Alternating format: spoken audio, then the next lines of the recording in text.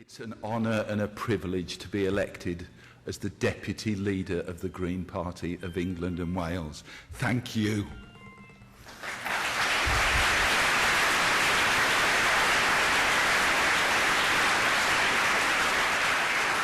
It will be an honour and a privilege to work alongside Natalie Bennett, our new leader. And I'd like to say a few thank yous.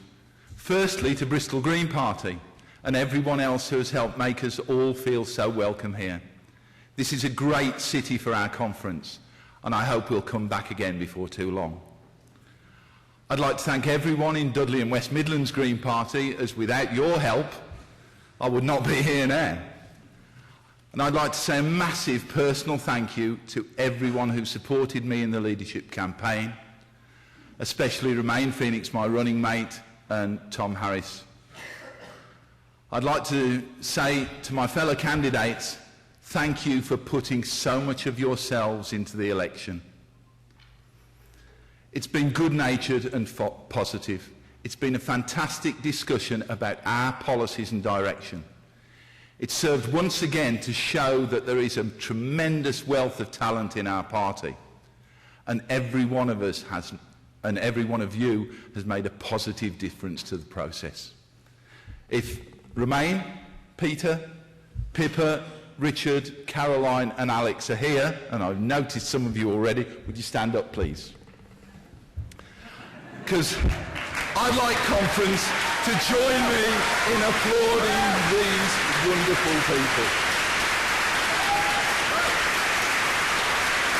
Thank you, thank you, thank you. Thank you.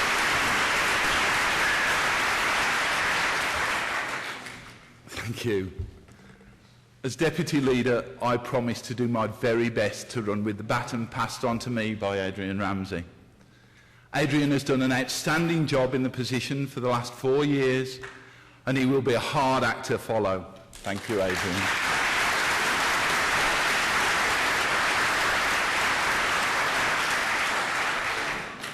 I know that I speak for everyone in the party when I wish him all the very best in his new role at the Centre for Alternative Technology in Machynlleth. Although I hope that before too long we'll be congratulating him on taking another post as a Green Party MP. Yeah.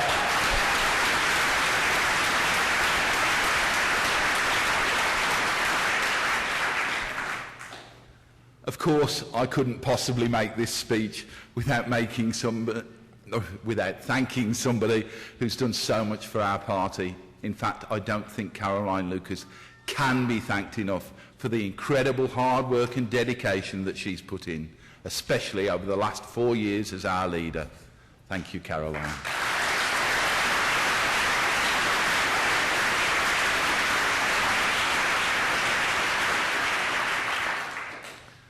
For those of you who don't know me too well, apart from being that bloke at the front desk who registers in as you come into conference, here's a little bit about me.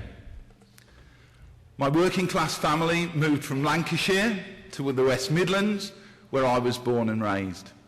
Educated in state schools, I managed to become the first person in my family to go to university. I studied science and maths at Bangor, and then did teacher training. I taught maths for 30 years, including 5 in Yorkshire.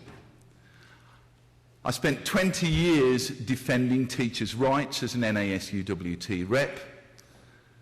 I enjoyed my union work, and it appears that I was good at it. So good, in fact, that the head teacher managed to finally sack me in 2006.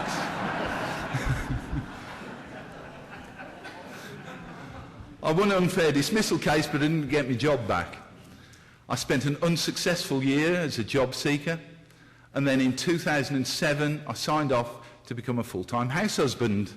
Supporting my busy wife, I grew as much of our own food as I could, baked bread, did all the cooking. By the way, I may have to give up my allotment, at least for 2 years. Shame. As you may know, I was unable to attend a lot of the hustings last month. There is a good reason for that. My wife Vicky works 70 hours a week as a primary school teacher. Vicky still finds time to support me in my local campaigning, so I think it only fair that I support her. The only proper break she gets all year is when we go away together on summer holidays, and that's very important for both of us. We have to have a work-life balance. As well as becoming a house husband in 2007, I decided it was time to get into local politics. After reading the manifestos of every single party in the UK and all the other policy documents, I was amazed to find that the Green Party agrees with just about everything I ever thought.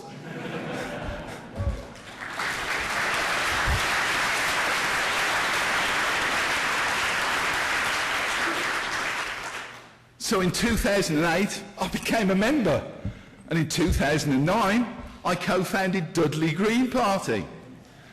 And in 2010, I became Treasurer of the West Midlands region.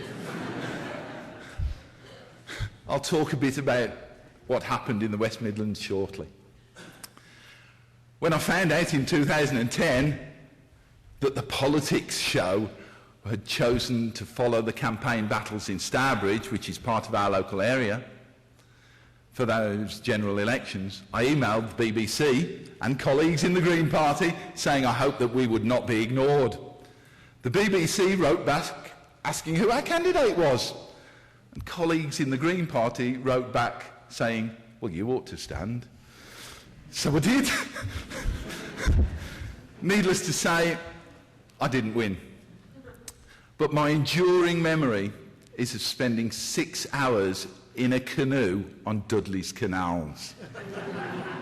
We were filming for a bit that never ended up being shown. It was dumped because of an accusation of a treating scandal. One of the candidates was supposed to have bought tea for 70 pensioners. But it wasn't all bad news. A further 2 hours of filming got us a whole 13 seconds of national TV coverage. Who says politics isn't glamorous? Right. In 2010, Dudley Green Party selected me as our first local election candidate.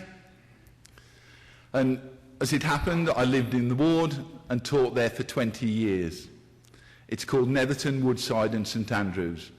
And it's a traditional working class and usually Labour ward. According to government figures, it's one of the 10% most deprived wards in England. We have 4, some might say crumbling council housing estates. We're also in the top 10% for unemployment. As the locals might say, we ain't posh around here, our kid. At the local elections in 2010, I got a total of 168 votes. But that didn't put us off. At this time, West Midlands Green Party was going through somewhat of a transformation. A strategy was drawn up with the aim of getting local parties across the region, sharing resources and coordinating campaigns. We started fundraising, promising to use the cash to build local parties and increase the number of councillors in the region. Very soon we were able to hire our local party support officer for 1 day a week. And the region's risograph printer started running off tens of thousands of ward letters. Members started travelling for miles to volunteer their help in target wards, knocking on doors, delivering those newsletters. And with some fantastic support, we ploughed on. In 2011, that vote rose to 1,068, moving us into second place.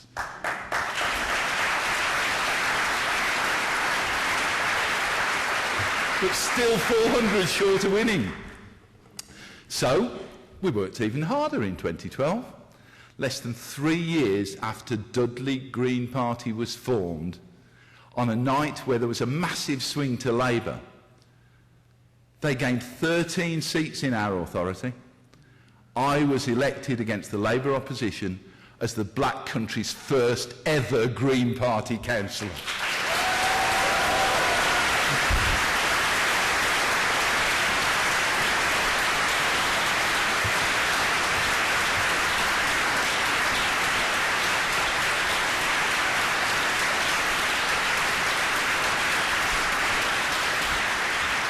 Don't clap for too long or he'll stop me before I've finished. I put that success down to several things. It's communicating the Green Party message in a way that connected with our residents. Well-organised support from the region and a team that was prepared to work hard. And they did. Last month, I was selected as the lead candidate for the European elections in 2014. And then this week, well, I became deputy leader. And if that wasn't enough excitement for 1 year, I've just become a granddad for the very first time.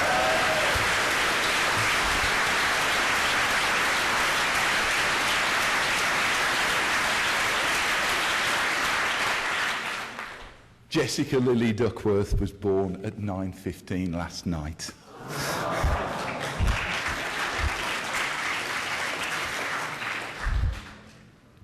But what sort of a society has that baby been born into? The condemns disastrous economic policies continue to hit the least well off the hardest. And as the double-dip recession bites, the double-dip recession that our party predicted, the government's housing benefits and universal credit changes will be devastating. And thanks to everyone who signed my emergency motion on housing benefits and universal credit, which I hope you, conference, will pass later on. On Wednesday night, I described in my local council meetings these changes as an unwarranted, vicious and vindictive attack on the most vulnerable in our society.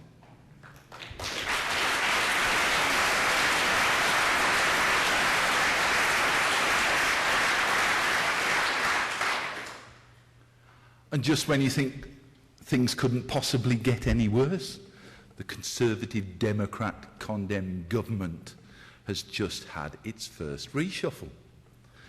The new Conservative chairman, well, until becoming a minister at the last election, he conducted his business using a completely different name. It's true. When doing business, Grant Shapps used to call himself Michael Green. How bizarre is that? The new Environment Secretary wants to see all subsidies for renewable energy cut and shale gas exploitation ramped up. Yes. And David Cameron has given the top job in health to arguably the most discredited minister in recent history, and that's saying something. A man who's reported to have called the NHS to be dismantled, saying it was no longer relevant. You couldn't make it up. And then there's Nick Clegg, who appears to be vying to knock Gordon Bennett off the spot for having his name synonymous with calamity.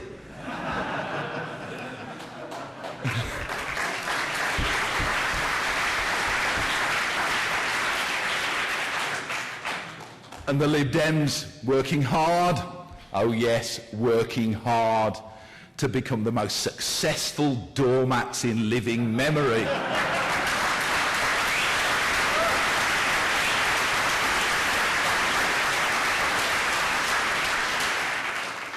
And then there's Labour's hilarious hiding in a wardrobe policy. You may remember this particular strategy was first pioneered by Neil Kinnock around 1990, when the then Conservative government was up to its neck in sleaze and Labour had a considerable lead in the polls. This strategy is very simple. It works like this. You hide in a cupboard and say absolutely nothing.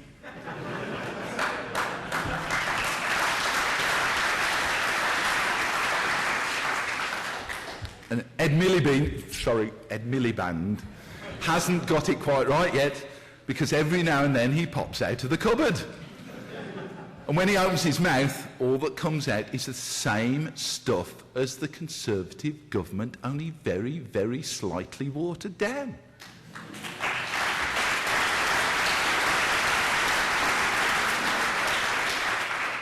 Never mind the grey, it's 50 Shades of Blue that's getting me hot and bothered.